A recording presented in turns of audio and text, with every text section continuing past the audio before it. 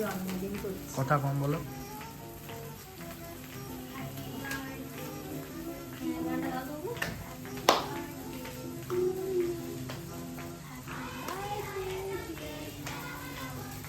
Happy birthday to you.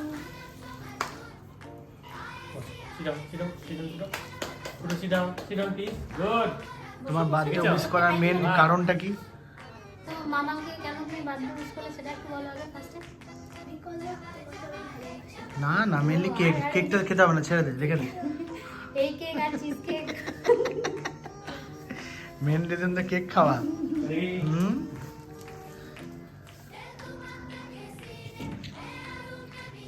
না না, আগে তোমার খাওয়াবো না।